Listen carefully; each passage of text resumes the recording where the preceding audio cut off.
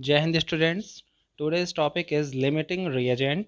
It is very important topic and you have to focus here continuously to understand this topic. So what is limiting reagent? First, I want to inform you in your daily life what you are doing. You are generally daily we are eating food. Okay. So what is limiting? Limited कौन सी चीज़ होती है जिसे हम बोलते हैं कि जो चीज़ कम हो, लिमिटेड है, उसे ज़्यादा यूज़ मत करो। ओके जैसे आप आजकल मोबाइल में डाटा यूज़ करते हैं, वो भी एक लिमिट होती है उसकी 1.5 GB और 2 GB daily. So that is called limited, यानी उसकी एक लिमिट है। उसको हमें कैसे यूज़ करना है? संभाल कर यूज़ करना है, बहुत ज़्यादा खर्च नहीं करना होता है। तो यहाँ पर भी याद रखिए कि लिमिटिंग रिएजेंट भी उसी टाइप से आपको याद रखना है अपने माइंड में कि आप लिमिटिंग रिएजेंट का मतलब होता है कि वो चीज़ लिमिटेड है। ठीक है, उसको हम लिमिट में ही यूज़ कर सकते हैं। फिर अब बात हो रही है केमिकल रिएक्शन की। तो केमिकल रिएक्शन में आपने पढ़ा है कि किसी भी इक्वेशन को बैलेंस करने के लिए हम उसमें स्टोइकोमेट्रिक कोफिशिएंट का यूज़ करते हैं। जैसे आपने बैलेंसिंग ऑफ इक्वेशन के बारे में पढ़ा था कि hydrogen plus oxygen gives water होता था। उसमें हम करते थे 2 मोल of hydrogen reacts with 1 mole of oxygen and gives 2 mole of water. इसे बैलेंस करते थे ऐसे इक्वेशन को। वैसे ही आपको यहाँ पर भी इक्वेशन को पहले लिखने के बाद स्टोइकोमेट्रिक कोफिशिएंट से उसे बैलेंस करना है। और बैलेंस्ड इक्वेशन में हम इसकी स्टडी कर सकते हैं कि उनमें से रिएक्टेंट्स जो भी हैं उनमें से कौन सा रिएक्टेंट लिमिटिंग रिएजेंट की तरह काम करेगा, यानी दोनों की क्वांटिटी में कितनी क्वांटिटी चाहिए रिएक्शन कंप्लीट करने के लिए। ठीक है, और उसमें से लिमिटिंग कौन है, यानी कि कौन सा इम्पॉर्टेंट होता है, कौन सा लिमिटेड होता है कि अगर वो ख़त्म हो गया तो वो रिएक्शन रुक जाएगी। ओके, कुछ समझ में आया है? मैं एक एग्जांपल देता हूँ इसका आपको, जो बहुत ही ईजी है, जो आप समझ सकते हैं। जैसे आप खाते हैं घर में, खाने में आप खाते हैं दाल चावल सब्जी, ऐसी चीज़ें आप लेते हैं, तो आपको पता है कि रोटी या चावल आप जो यूज़ करते हैं खाने में, उसमें वो चीज़ क्वांटिटी ज़्यादा होती है। दाल या सब्ज़ी जो होती है वो कम होती है उसके कंपैरिजन में। तो जो चीज़ कम होगी, जो चीज़ लिमिटेड होगी, फिर अगर आपके पास दाल है कम है और चावल ज़्यादा है, तो आप क्या कहते हैं कि दाल क्या है, लिमिटेड है।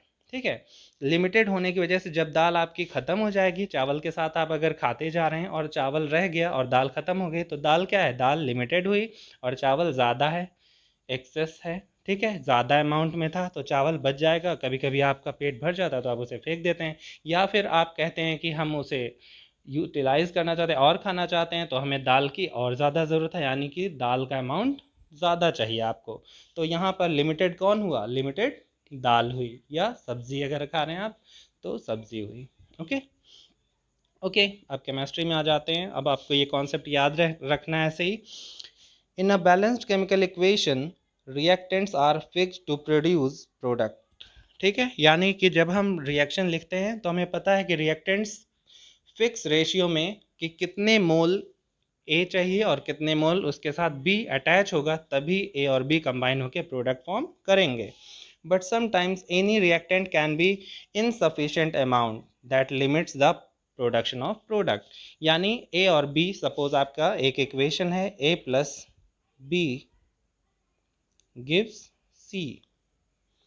ओके, तो ए और बी दोनों का अमाउंट अगर हम देखें तो कह रहा है कि ए और बी दोनों का अमाउंट अगर इक्वल है, ठीक है, लेकिन जितना अमाउंट ए को बी के साथ रिएक्ट होने के लिए चाहिए उतना बी का अमाउंट वहाँ पर सफिशिएंट ना हो, यानी कम हो। यानी जैसे 2 मोल ए है और 3 मोल बी है, तो 2 मोल ए को रिएक्ट करने के लिए 3 मोल ऑफ बी भी होना ज़रूरी है। अगर ये 3 मोल बी प्रेजेंट नहीं होगा तो ये पूरा 2A यूटिलाइज नहीं हो पाएगा और यहाँ पर प्रोडक्ट जो होगा वो फॉर्मेशन नहीं होगा कंप्लीटली, उसमें भी कमी आ जाएगी। ठीक है, कम प्रोडक्ट फॉर्म हो पाएगा। फिर है the reactant which is present in the least amount gets consumed first। the reactant which is present in the least amount, यानी जो कम अमाउंट में होगा रिएक्टेंट में वो पहले कंज्यूम हो जाएगा, पहले ख़त्म हो जाएगा, उसी को हम लिमिटिंग रिएजेंट बोलते हैं। That is called limiting reagent. And other remaining unreacted reactant, यानी कि जो रिएक्शन में कंप्लीटली ख़त्म नहीं होगा, जो बच जाएगा, रिमेन रहेगा, अनरिएक्टेड उसे हम बोलते हैं एक्सेस रिएजेंट। ठीक है, एग्जाम्पल क्वेश्चन है, देखिए न्यूमेरिकल के लिए, nitrogen plus hydrogen gives 2NH3। Okay, यानी यहाँ अगर हम बैलेंस करें तो नाइट्रोजन 2 है, यहाँ भी नाइट्रोजन 2 है, हाइड्रोजन 2 है, यहाँ हाइड्रोजन 3 है। इसे बैलेंस करने के लिए यहाँ पर 2 यूज़ किया गया, that is stoichiometric coefficient. So 2 is multiplied for nitrogen, 2 nitrogen हो गया, इधर भी 2 नाइट्रोजन है। हाइड्रोजन 3 है, इसे 2 से मल्टीप्लाई करेंगे, 2 3 ज़ा 6, और यहाँ पर हाइड्रोजन 2 ही है, इसलिए हम यहाँ क्या यूज़ करेंगे, 3 मोल ऑफ हाइड्रोजन। तो ये हाइड्रोजन 6 हो जाएगा। अब दोनों तरफ हाइड्रोजन 6 हो गए। After balancing this equation we can move forward. ठीक है, कभी भी आपको क्वेश्चन मिले इससे तो आपको इक्वेशन लिखना है, उसे बैलेंस करना है, उसके बाद ही आप उस इक्वेशन से डाटा यूज़ कर सकते हैं। ओके, अब देखिए इसमें क्वेश्चन है 50 gram of nitrogen gas and 10 kg of hydrogen gas are mix to produce ammonia. यानी इसके लिए हम इक्वेशन लिख सकते हैं, N2 plus 3H2 gives 2NH3। ओके, N2 plus 3H2 gives 2NH3, यानी नाइट्रोजन के 1 मोल, हाइड्रोजन के 3 मोल और अमोनिया के 2 मोल बनते हैं। रिएक्टेंट के 1 मोल, 3 मोल, दो रिएक्टेंट हैं, एक का 1 मोल, एक का 3 मोल, और प्रोडक्ट का 2 मोल बन रहा है। अब आपको करना है calculate the amount of ammonia formed.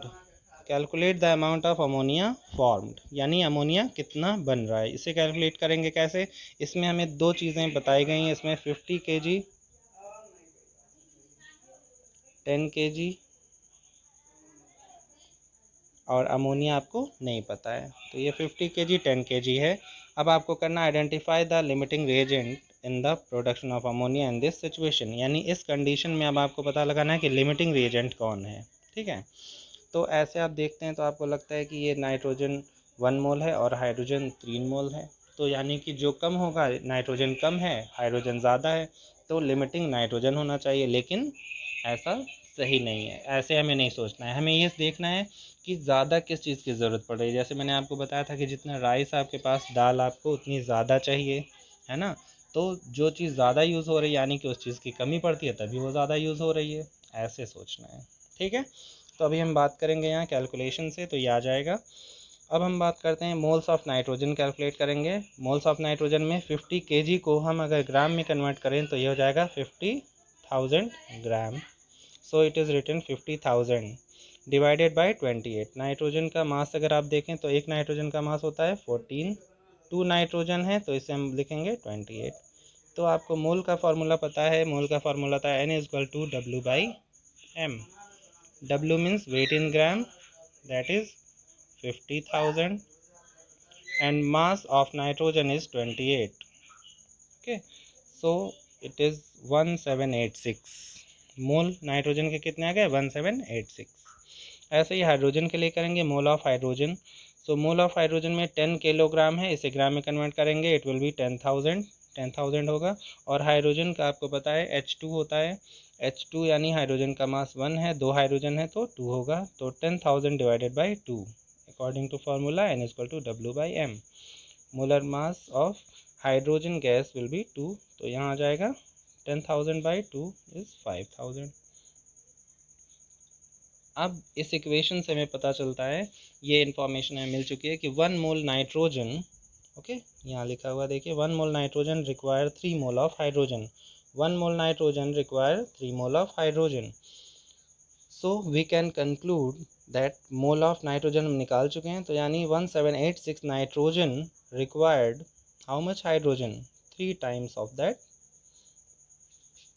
Nitrogen, यानी 1 मोल नाइट्रोजन में 3 मोल हाइड्रोजन लग रहे हैं, यानी कि हाइड्रोजन का 3 टाइम्स, यानी 3 टाइम्स करेंगे तब आएगा। तो 1786 nitrogen required 3 into 1786 will be 5358। Okay, यानी नाइट्रोजन के 1786 मोल को हाइड्रोजन के 5358 मोल्स चाहिए रिएक्ट करने के बाद ये अमोनिया प्रोड्यूस करेगा। लेकिन आपने अभी देखा कि हमने यहाँ कैलकुलेट किया था मोल ऑफ हाइड्रोजन, ये कितना था 5000, और हमें चाहिए कितना 5358। तो यानी कि जितना चाहिए वो ये है और जो हमारे पास है वो 5000 है, यानी जो चाहिए वो ज़्यादा है और जो है वो कम है, यानी हमारी नीड ज़्यादा है और हमारे पास अवेलेबल कम है। इट मीन्स कि हाइड्रोजन क्या हो गया, लिमिटेड हो गया। ओके, इसे बोलते हैं लिमिटिंग रिएजेंट। यहाँ पर हाइड्रोजन लिमिटिंग रिएजेंट हुआ। समझ में आ रहा है आपको? यहाँ तक लिमिटिंग रिएजेंट की बात आपको समझ में आ गई। अब देखिए इसमें थ्री हाइड्रोजन से कितना अमोनिया बनता है। इस इक्वेशन से आप देख सकते हैं 3 हाइड्रोजन मॉलिक्यूल से अमोनिया के कितने मॉलिक्यूल बन रहे हैं, 2 अमोनिया।